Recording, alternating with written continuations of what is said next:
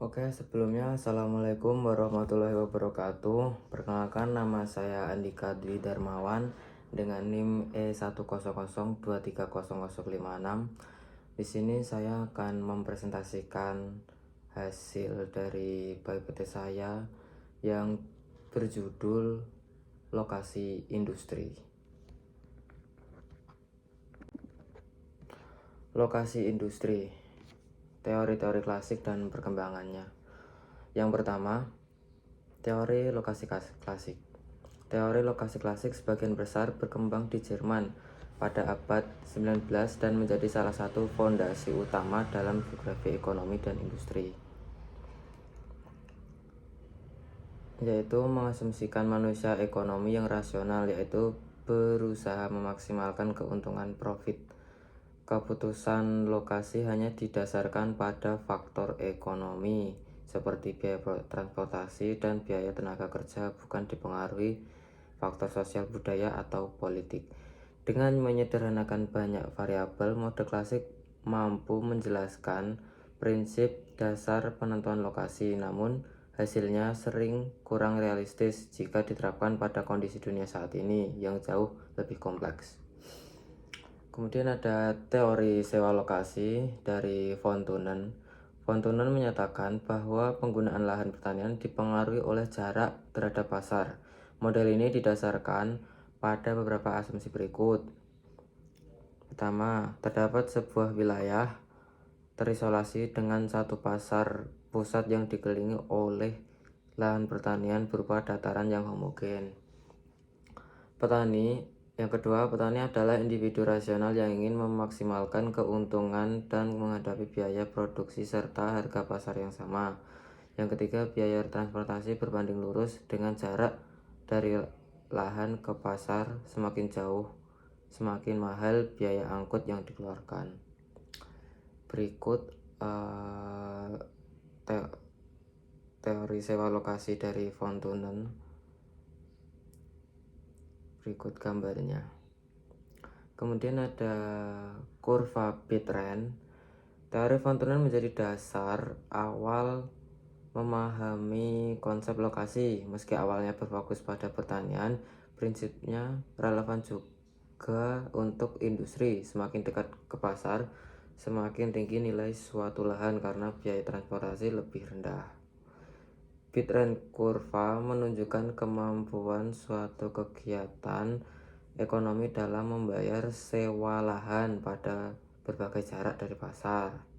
Sumbu X jarak dari pasar, sumbu Y harga atau sewa lahan. Berikut kurva bitrend. Gambar dari teori kurva bitrend. Kemudian ada perkembangannya dari Alonso mengembangkan teori bitrend dari von Thunen untuk wilayah perkotaan. Ia menjelaskan bahwa setiap aktivitas ekonomi di kota memiliki preferensi lokasi berbeda sehingga membentuk pola penggunaan lahan yang khas. Kemudian ada teori lokasi industri klasik dari Alfred Weber. Menurut Weber, lokasi terbaik adalah yang memberikan total biaya paling rendah, bukan hanya berdasarkan satu faktor saja, tapi kombinasi dari beberapa elemen berikut, seperti transportasi, tenaga kerja, dan aglomerasi. Penerapan dari teori Weber yaitu industri ekstraktif, contoh pertambangan, penebangan kayu. Lokasi ideal dekat dengan sumber bahan baku karena penurunan berat terbesar terjadi pada tahap awal pemrosesan. Kemudian ada industri mudah rusak, contohnya roti, susu segar, buah-buahan, dan lainnya.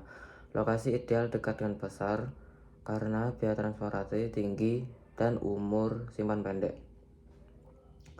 Kemudian ada segitiga Weber yaitu B1 dan B2 itu lokasi sumber bahan baku, M-nya itu pasar, dan P lokasi pabrik, bisa dilihat pada gambar.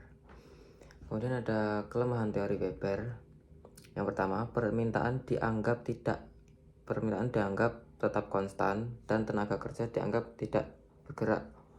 tenaga kerja diasumsikan tidak tertarik oleh perbedaan upah, padahal kenyataannya tenaga kerja selalu bergerak mencari upah yang lebih tinggi.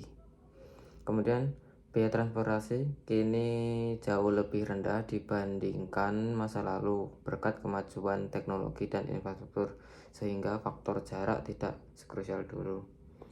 Kemudian ada teori Loss 1954, menggabungkan ide Fontunan, Weber, dan Christoller. Ia menekankan bahwa lokasi optimal adalah titik di mana selisih antara total pendapatan dan total biaya adalah yang terbesar dengan tujuan memaksimalkan wilayah pasar. Bisa dilihat pada gambar. Kemudian perbandingan teori klasik. Aspek fokus utama Fontunen, jarak ke pasar dan penggunaan lahan. Weber, biaya rendah. Loss, memaksimalkan wilayah pasar dan keuntungan.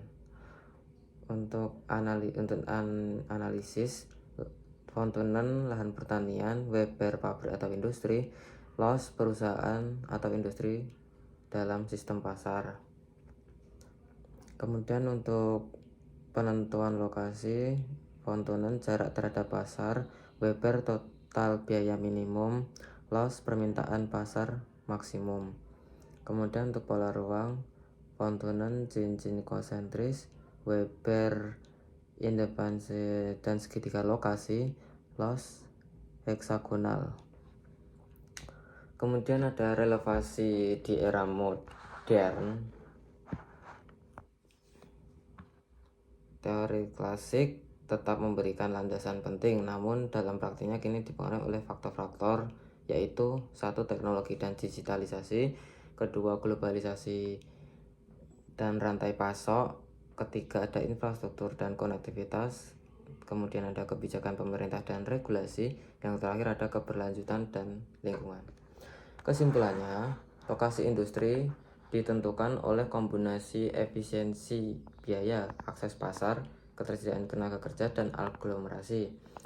Lalu yang kedua, teori lokasi berkembang dari fokus pada biaya Fontunen, Weber, menuju fokus pada pasar dan wilayah Loss.